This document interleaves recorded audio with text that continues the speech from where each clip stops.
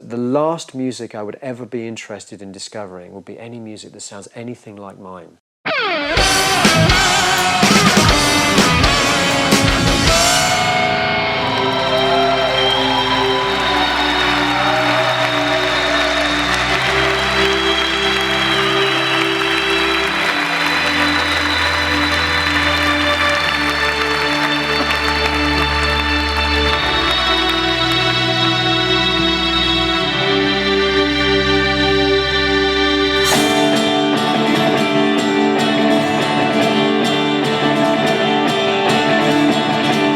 Hi, der Jan hier von nStuff und wir sind heute in der Philharmonie in München, wo Steven Wilson sich gerade auf Tour befindet und sich netterweise Zeit genommen hat für ein kleines Interview mit uns. So, hi Steven. Hello. How are you? I'm very good, thank you, yeah. Yeah. How was touring so far? Well, this is only the second day of the tour, so it's too early to... It was great yesterday, we were in Stuttgart last night, it was fun, yeah. Yeah. So you're still healthy? No problems? Still healthy, still enthusiastic, yeah, all of that stuff. Yeah. Yeah. And this is not the typical location for a rock show. What do you like about the Philharmonie in Munich, or about these kind of locations? Well, it's not a typical rock show. I think is the reason for the locations. I mean, most of the venues we're doing, particularly in Germany, are these very beautiful theatres, seated theatres. And I think that kind of reflects the fact the show is more what you might call a multimedia experience. So we have a lot of films, we have quadraphonic sound, and obviously, and of course the music is more, I suppose a lot of it anyway, not all of it, but a lot of it is more the kind of music that people like to just immerse themselves in, you know, it's not headbanging music, you know. So people like to sit down and just kind of absorb the spectacle. And it is a very, you know, I hope it's a very spectacular show, you know, with the films and the sound and these world-class musicians that I have playing with me. So it didn't seem right to be doing it in the more traditional sort of rock and roll context. It felt like it needed to have more of a presentation, a sort of elaborate presentation, and that sort of applied also to, I think, the rooms that we've chosen to present this in. Yeah. So would you say your music and the whole show is something a little bit in between like rock and classical music?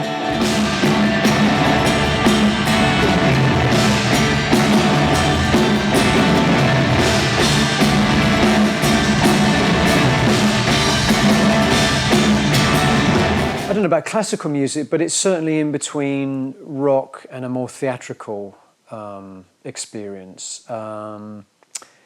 It's in some ways it's been very hard for me to decide exactly which way to go, because when I play a place like this, I do miss the energy and the sort of vibe that you get from a standing audience that are right there up against the stage. And sometimes it's hard to get that feeling of adrenaline that you get from playing in a place like that when you're playing to an audience that are basically all, you know, pretty much motionless, you know, crossed up, motionless. And I'm looking out and, you know, there are parts of the show where we're really rocking out, you know. And so in a way, it's almost like neither one thing nor the other. And I think that this is the right way to go, because the show ultimately is supposed to be experienced in that way. So although I miss a little bit of that energy, I think this is probably the best compromise here.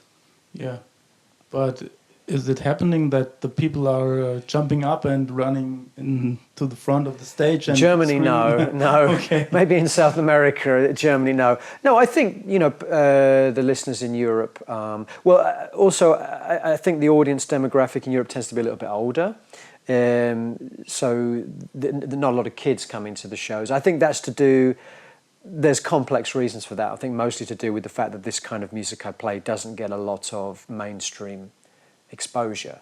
So kids don't tend to find out about it. So it tends to be the more kind of nerdy people like me, nerdy guys like me, that find out about the music. So the audience demographic is slightly older, and I think they prefer to sit down anyway. When we go to places like South America, Mexico City, Chile, and even some parts of Europe, like North Scandinavia, Finland, the audience is much younger and they're a lot more passionate and a lot more vocal about their passion. So, but in those places, we wouldn't do a seated theatre anyway. We would do more like a traditional rock show. Yeah. Yeah, and it seems like Germany is a good place for your kind of music. So, are there many nerds here in Germany? Very much, yeah. But in the best possible sense of the word. And listen, I consider myself to be the ultimate uber nerd. You know. I think, you know, for me, there's nothing, nerd is not a derogatory term. For me, nerd just means someone who is prepared to get more obsessive about finding the music they're passionate about. You know, most people, they listen to the music that is marketed to them, which is fine, you know, absolutely fine, you know. So most people will buy Adele's record, Coldplay's record, the records that are very visible, that are marketed to them, or they'll buy the records they grew up with, you know, the reissues, the remasters, the remixes, and they'll buy Pink Floyd and Led Zeppelin and Beatles albums over and over and over again, which is fine. But there are other people like me, the nerds, that look beyond that and are very curious about what is below the surface. And I think you have to be, you have to have a lot of time on your hands, and you have to be very curious about finding artists like me. You know, I'm not in the mainstream. You know, well, to an extent I am, but I was certainly not on the sort of level of those kind of artists. So I think you have to search me out, or you have to be recommended my music by a friend, perhaps. And that's how people have discovered my music. And luckily that's happened on a large scale, which means I can now, you know, sell reasonable amounts of records and sell reasonable amounts of tickets. But it's been a slow, gradual process.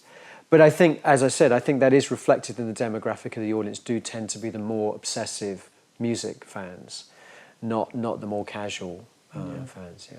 But would you say the internet is good for this? Very because much, yeah. Okay, there are these masses of users in the internet that just wanted to see Justin Bieber. Yeah. But on the other hand, it's an easier way for nerds worldwide to discover you. So you would say it's positive for you. Well, you know, like any technology, it's one step forward, one step back. There are great things about the internet, and there are things about the internet, obviously, that have impacted seriously negatively on musicians and the music world. The great thing about the internet is, of course, and this relates to what you're saying, is that in a sense it has liberated music from the so-called taste makers, the people that tell you what you should like and what you should listen to, because it takes out that whole layer, and as a music listener you can go directly to the music, and that's great because it means that music like mine can be discovered by people that otherwise perhaps wouldn't have had the opportunity to even know who I am or have heard of me. On the other hand, of course, the downside of the internet is the side that is very well documented now and infamous, is the fact that it's meant that it's very hard to sell records. And also, I think the other problem with the internet is the proliferation of music. There's more music in the world now than at any other time in history. It's easier to make music than at any other time in history. It's easier to put your music out there just by having a SoundCloud page or a Facebook page. It's easier just to put your music out there. The consequence of that is that there are millions and millions and millions of people out there trying to get the attention of the same listeners. Yeah. And the problem is that there comes a point where those listeners are saying, enough, too much, I'm just going to listen to what I already know. I'm going to stick with my Led Zeppelin albums and my Neil Young albums, because there's just too much stuff. And I think there is that sense now that we are drowning in, some of it's very good, you know, I'm not saying, it's no reflection on the quality of the music, but we're drowning in music. It is all around us. We're bombarded with this, by it every day. And that has led to this mentality that we shouldn't have to pay for it anymore, because there's a lot of people out there that are very happy just to give it away. So that's obviously a really big negative. But, you know, as I say, it goes along with these incredible positive things about the internet. Yeah, but would you say are you still searching for new music or new influences? I'm still very curious. I mean, I'm you know, I think most people, and I'm not talking about the people in the music industry, but most people that just like music tend to have a period in their youth, usually their teenage years, when they're incredibly passionate about finding things. And then, other things take over, having a family, having a job, and their musical curiosity tends to kind of arrest at that point. And they spend the rest of their life pretty much listening to the same things that they loved when they were a kid. And again, I've got no problem with that. I totally understand that. But because of my profession, and also because I never really grew up, and in some ways I'm still like a 17-year-old kid, I'm still incredibly passionate about finding new music. And the thing is that I think is surprising to a lot of people is that the last music I would ever be interested in discovering would be any music that sounds anything like mine. Yeah. I'm not interested. I'm not interested in anything that has any similarity to what I do. I'm more interested in discovering, interesting experimental music that might be from noise or indie or hip-hop or electronica or classical or jazz, anything that doesn't sound like my music. And if you think about it, that's logical. Why would I want to listen to me? I mean, it's like, this is my job. Why would I want to, in my spare time, go back to the office, So I'm really curious about finding other kinds of music. And I suppose in a way those influences do find their way subtly into what I do. Yeah, but I don't know if it's true, but I read somewhere the biggest influence in your when you were a kid were two albums your parents had as a present for Christmas. Yes. Like Pink Floyd and one Donna Summer. Donna Summer. And I know Wikipedia is not always the truth. Yeah. But there was written that these were your main first influences.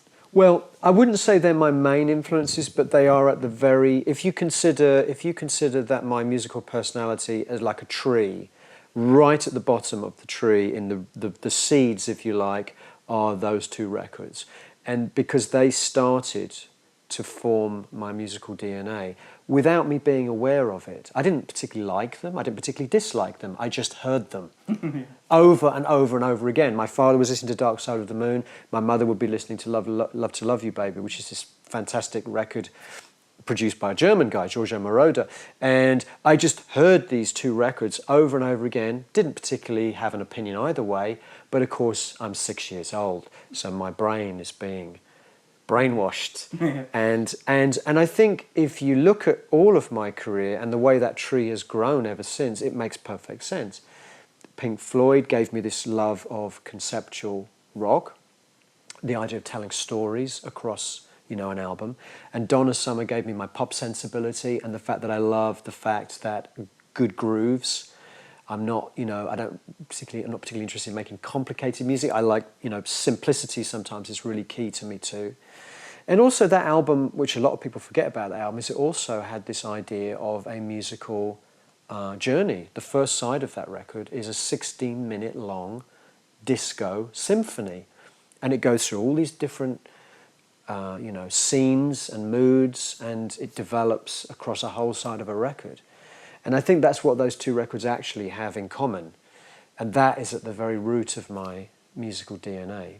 Yeah, so can you imagine what your music would sound like if it had been, let's say, Black Sabbath and the Jackson 5 instead of these two albums? Well, absolutely. I mean, who knows? I'm quite happy that it was those two records, but I would have been equally happy if it had been Black Sabbath and the Jackson 5, both great artists too, great records. So, but you're absolutely right. Who knows, But it could have been a lot worse too. Yeah. I wouldn't like to say, but my parents could have been listening to real cheesy stuff, and I might have ended up. I don't know. Anyway, let's not even go there. Yeah. Okay. So you have a fantastic band with you on this tour. What does a musician in your band has to offer you that you say, oh, this is the perfect guy for me to play with me in this band? Well, it has to be a musician that, some of my music is quite hard to play. So firstly, they have to be good musicians to play some of the harder stuff. But the most important thing for me is that they also understand the importance of space and simplicity. And a lot of really great musicians that can play extraordinary things don't get that. You can go on YouTube and you will see hundreds of guitar players that can play faster than anybody else on the planet, but they don't understand music. Yeah. Music seems to be an alien concept to them. It's like an Olympic sport. Drummers, bass players, guitar players, keyboard. Music as an Olympic sport, like how fast can I play, how complicated can I play? And that world is completely alien to me. It's not music, it's sport. And music is not supposed to be a competitive sport. And unfortunately, I find 90% of modern musicians seem to have gone down that road. And I think, unfortunately, YouTube kind of has contributed to that very much, because you can put stuff on YouTube and you can get that kind of response and feedback from people. Wow, amazing! But if those people made a record, nobody would buy it. I mean, that's the problem. So I think for me, the fundamental thing is guys that can play when they need to, but they also understand the importance of feel, groove, silence, simplicity, space, melody. And they're not as easy to find as you might hope. Yeah. So how do you find them? Is it like you know those many guys after all these years? Some of them I've known for a long time, just asking around, I mean, literally asking around. I mean, obviously I've been very, very fortunate over the years to have worked with a lot of great musicians, so I can go to them and say, do you know anybody, and gradually I've been put in touch with people that way, really, just asking. Yeah, and are you trying to play the music of your albums as they is on the album, or is there room for improvisation and stuff like that when you're playing live? One of the things I wanted to do with this band that I didn't have with my previous band was I wanted the music to have an open-ended aspect, because there's nothing more boring than for a musician and for someone that comes back to see you, because some of my fans come to 3, 4, 5 shows on a tour. Nothing more boring than if everything is exactly the same every single night. So to me, one of the fundamental things when I put this new solo band together was, okay, I want there to be a degree of improvisation every night. So it is a balance, because obviously the music is very structured, so it can't be completely open-ended, but within certain parameters there is a lot of opportunity for the musicians to surprise me, the audience, every night. Yeah, and to get that, I guess you have to have very good monitoring. How are you solving this? Are you using in-ears? Yeah. My band have in-ears. All my bands have in-ears except me. I really don't like it.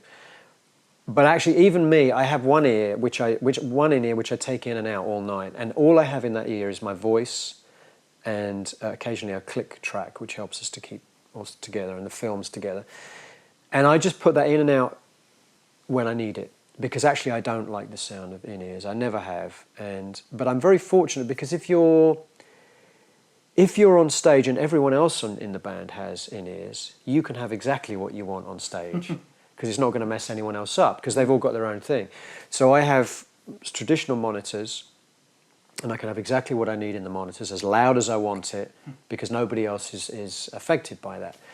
So I have a combination of the monitors and the ear for amplifying my voice, so I can hear my voice clearly. Okay, and what is most important for you on your monitors, or what do you like to hear? Well, a good mix. I mean, the music is supposed to be an ensemble, so I need to have a good mix of everyone. I need to hear everyone, and in a way, what I'm trying to get out of my monitors is, this is how I would mix it for the album, But of course, you're always, the other thing, of course, about not using in-ears is you're always at the mercy of the room and the stage and the acoustical properties of whichever space you're in. So there's always a degree of compromise. And of course, you're getting a lot of sound off of the room as well. Yeah, and are you also recording the shows so that Every you can show, yeah. can listen to them afterwards, just to check if everything is all right? Or I don't do that as a rule, because I think in a way that's very misleading. Listening to a recording of a show, it makes you start obsessing about details, which actually in the context of a show are not that important. But to answer your question, every show is recorded on multi-track, and I'm able to mix live recordings for, live albums or whatever, later on. But I don't obsess about those things while we're on the tour. I can hear everything that's going on stage, or I can hear the important stuff that's going on stage. Yeah, so you're planning on like a DVD or an album of this tour? I don't know. Part of me, part of me is very kind of ambivalent about live DVDs. Part of me thinks, you know what, if you want to see this show with all the visuals and the quadraphonic sound, come and see the show. Yeah. But I also understand at the same time that there are always going to be people that cannot. Somebody living in, Iran or Pakistan is never going to have the opportunity to see the show. So I think, okay, well, maybe there is a good reason then to create a DVD. But of course, you can never really capture that atmosphere of being at a show. So the simple answer is, I don't know. I think, this is just a very personal opinion, I feel live DVDs have become too common now. There used to be a time when bands would release a live album or a live DVD. Maybe they'd make 4 or 5 studio records and then they'd do like a live album. Yeah. And now it seems to me that every band does a new album and then they do a live DVD. They do another new album, they do another live DVD, another live... And you wonder why nobody buys live DVDs anymore, because the bottom has completely fallen out of the market for live DVDs, so I'm told. So I think in a way they've become a little bit too ubiquitous, with bands feeling like they have to do a live DVD of every tour. I don't think that's true. I think you come and see the show, that's... Try and encourage people to come and see the show, not be lazy and just watch it on their couch at home. I guess it's what you said before. Like every band today can put their music on the internet, and in the same way, it's become much easier to do live recordings. Yeah. So why not? And cheap, like you say. Yeah, we can record all our shows, and afterwards we will see. I think that's part of the problem. Just because you can do something, it doesn't mean you necessarily have to give it to the rest of the world. And I think that's part of the problem with the internet, is that, as I say, there's a lot of people making music in their home studio or, doing whatever they're doing that really should just keep it to themselves because they're having fun doing it. Yeah. But there's almost this need, in a way. I think it's kind of, it comes in a way with being passionate about music and making music, this need to share it with the universe, the world. But it has resulted in, I think, over-proliferation of music video, live video, information. It's just too much. And I think the live DVD thing is kind of an aspect of that.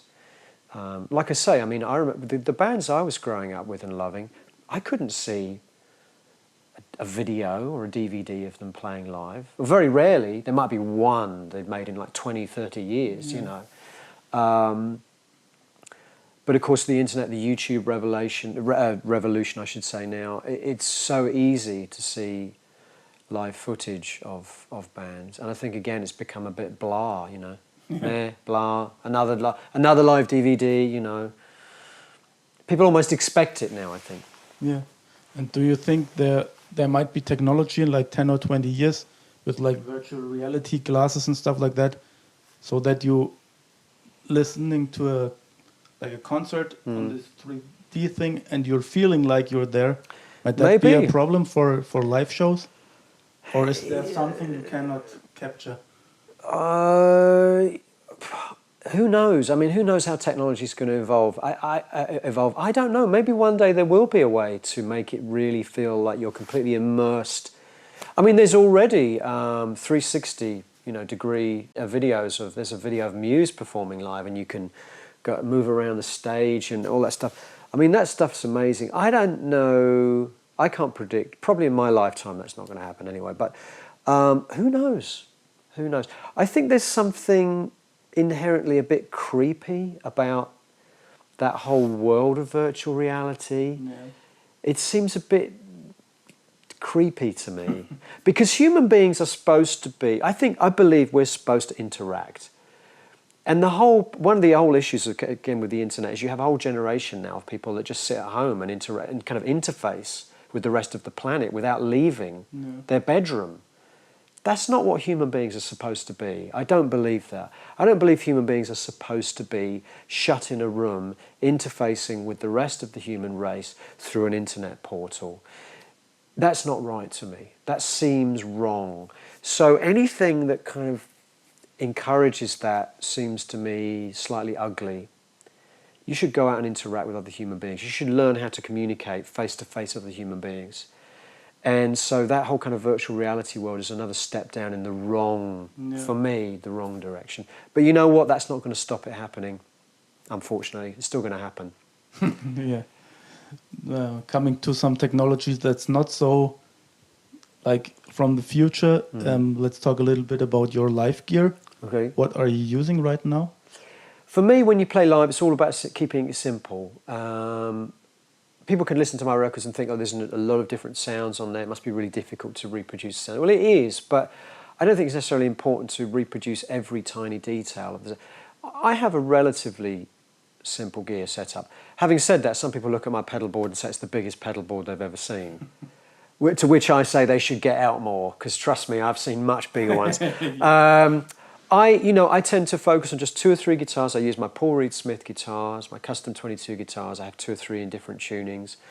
And my Bad Cat amp, which is, if people don't know, Bad Cat is a sort of boutique company from California. They make fantastic amps. And my pedal board, it's got about 9 or 10 different pedals on it, and it's all rigged up through a gig rig, if you know the gig rig system. So all analog switching.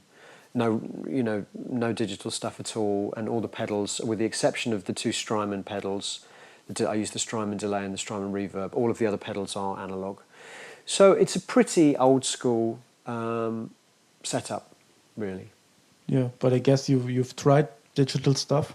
For many years, I used a TCG system, which was fantastic. But I got to the point where I just wanted to get back to that old school analog sound. There was something not quite there for me. And I think, that's a common route that I think a lot of guitar players are going back now to analog pedals, and the gig rig is the perfect kind of brain for that whole setup. Yeah. And have you some special guitar player or guitar players that are like your idols, or where you say, oh, he has the best guitar tone in the world? Oh, there are people that probably think that. I mean, to be honest, guitar players were never my idols. My idols were always producers and writers. I grew up, I loved the idea of people that were almost like directors of, records. So it would be people like, Frank Zappa, who also is a great guitar player, having said that, but that wasn't why I was, inspired by him. And filmmakers, I was inspired by filmmakers and great auteurs and directors and... but there are still players, I think, that have incredible, tones and play beautifully. I think they're the ones that most people would gravitate towards. Your Jeff Becks, your Dave Gilmours. There's a guy that plays with a band called Camel, I don't know if you know, called Andy Latimer. Not really. He's got the most beautiful tone and feel in the way he plays. He's a wonderful, wonderful player. So those kind of guys, but the one thing I think they all have in common is like I was coming back to what I was saying earlier, they all know how to play one note that will get you right there. Yeah. Instead of 100 notes that just go completely over the top of your head. So when you practiced guitar when you were young, you tried to find those special tones and notes instead of like shredding like Steve Vai or stuff like that? I was never interested in that sound. Never interested in that. It doesn't appeal to me at all. It doesn't... The point is, I think the best analogy I can give you, I'm speaking to you now, and I'm speaking hopefully quite slowly, and you can hear, because I'm speaking slowly, you can hear all of the emotional quality of what I'm saying. You can hear when I'm sort of like saying something sarcastically, or when I'm saying something, like jokingly, or I'm saying something with a lot of passion. But if I said everything like this and I just said, so the whole conversation like that, you wouldn't get any feeling at all from anything I said. You might hear the words, but you wouldn't hear any of the nuance or subtlety.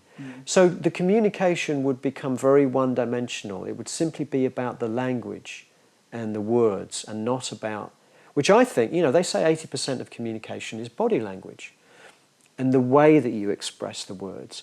And when you have shredders, 80% of the musical vocabulary has just gone. It's disappeared.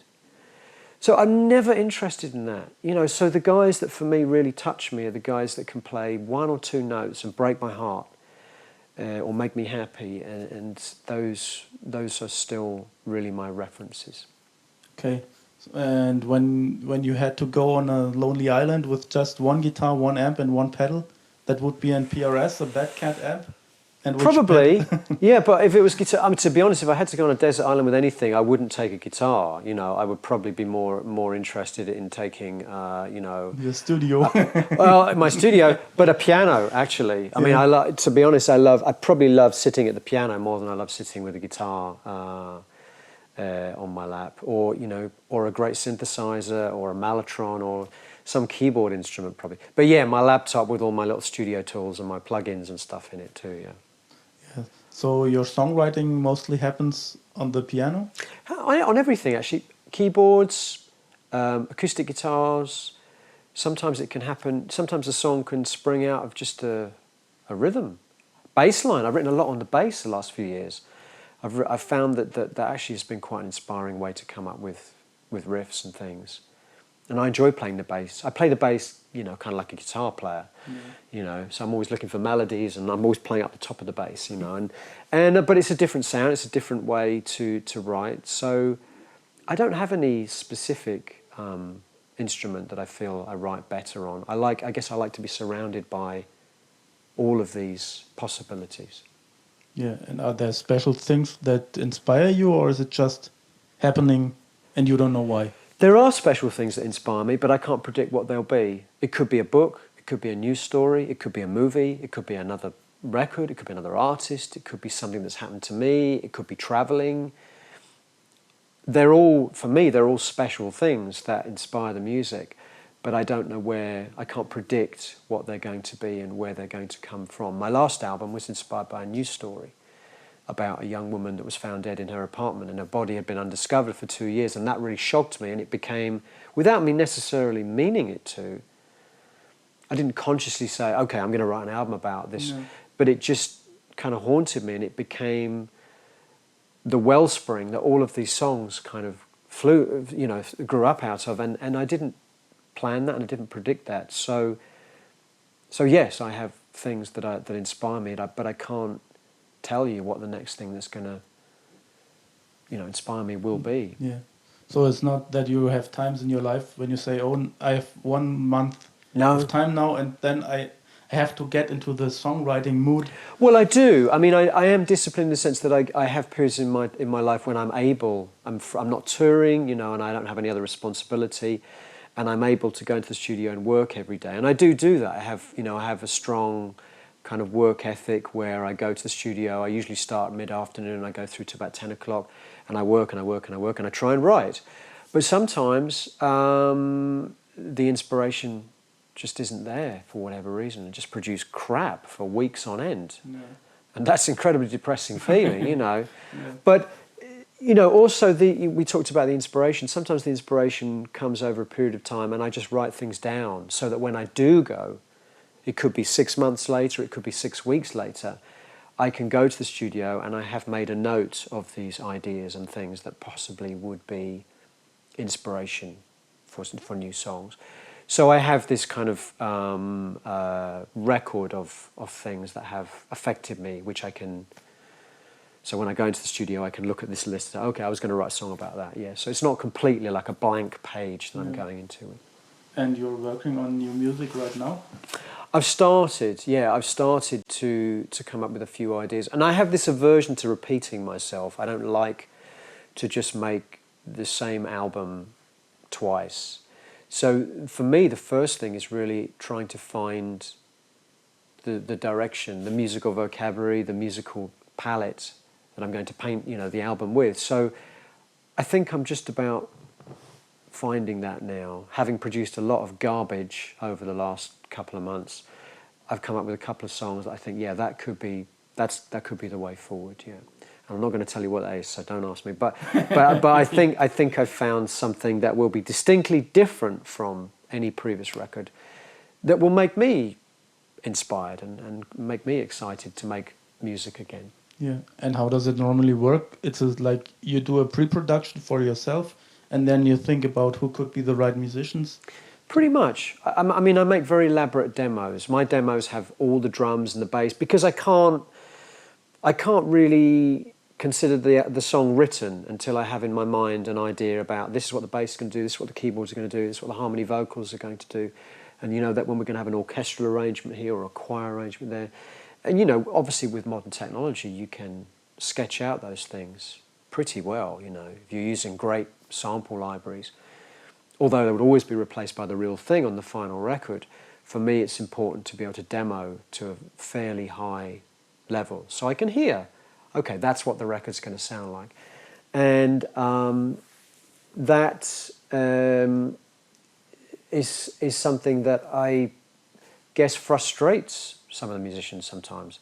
So I hire these great musicians and then I play them these demos and they say, you just want me to copy what? And this comes back to what we were saying earlier, you know, trying to give them some freedom to express themselves through the music. They have to sometimes find that. But yeah, I mean, sometimes particular musicians will suggest themselves depending on the direction that I've taken with the music, for sure. Yeah, but sometimes when you are hearing stuff about studio recordings, there are people saying, "Oh, we should have used the demo records because there was this special feeling." Yeah, absolutely. Does this happen to you sometimes? Yes and no. And let me explain what I mean by that. I think we've got to a point now, and I'm certainly this way, where the distinction between demo and final recording doesn't exist. The reason it doesn't exist is because the moment I start writing a song, I'm recording it at a very high level, because I have a studio where I can go to every day and record through beautiful analog preamps, analog compressors, very high resolution. And that means that we no longer have this distinction between a demo which you might have recorded on a mini disc in a hotel room, you know, and the final recording where you go to a proper studio facility. So for me, there is no division anymore between the demo and the final recording. The very first thing I record can very easily, potentially, also end up in the final recording, because the final recording simply builds on top of my original demo. And again, I think that's a very modern thing, you know, because now we can be recording at very high resolution, very high quality, right from the very first moment that the inspiration for the song strikes. Because you can record at 96K, 24-bit, through beautiful... I mean, it's not that expensive to put, you know, buy a good mic, buy a good, you know, preamp, buy a good A to D converter, buy a nice piece of software that will allow you to record and use plugins. So there's no real reason why something you recorded right at the very inception of your song shouldn't have the required audio quality to also be in your final recording. So for me, that distinction doesn't really exist anymore. Yeah, and there's some special piece of gear in your studio where you say, if you have money for this, you should buy this because I think it's amazing, like a special microphone or a special interface or... You know what? There's so many great things on the market now. I mean, the things I use I'm very happy with, but I'm not going to tell you that they're the be-all and end-all of... I mean, I use... My favourite software is Logic, German piece of software. In fact, I hope it's logical. Yeah, the guys from Apple, the Develop Logic, are coming to the show in Hamburg. They're friends of mine. Great piece of software, and I would say that's great. But Pro Tools, I'm sure, for people that use Pro Tools, is also fantastic. Or Cubase or whatever it is, I think they all have their strengths, and Logic is just what I pretty much am used to, and I love it. I couldn't do without it. And I use an Apogee A to D, but again, I'm sure there are a lot of fantastic A to Ds. I use a Neve preamp, and I use a Universal Audio 1176 compressor when I'm recording vocals and acoustic guitars. which I think sounds fantastic. And I use a Neumann U47 clone microphone, not an actual 47 because they're ridiculously expensive and they need a lot of maintaining. But they're a great, I mean, I bought a great clone. It cost me about $5,000, which is not cheap. But if you think that so much of what you do in your recordings is going to go through that one piece of equipment, acoustic guitars, vocals, whatever, you know, drums, whatever it is you're recording, percussion parts, which I do a lot of that in my studio, I figure I should invest in a fantastic microphone, and the 47 is one of the greats. So the 47 going through the 1176 compressor, through the Neve preamp, the Apogee A to D into Logic, that's my chain. Sounds pretty good, but I'm sure there are lots of equally good chains that you could put together. Yeah, so I'd say we're looking forward to hearing new stuff from you. But first of all, of course, we want to hear you live tonight. Absolutely. And I guess it will be fantastic too. I hope so. I hope for me and for you guys, yeah. Okay. Okay. Yeah, thank you very much. You. Bye now.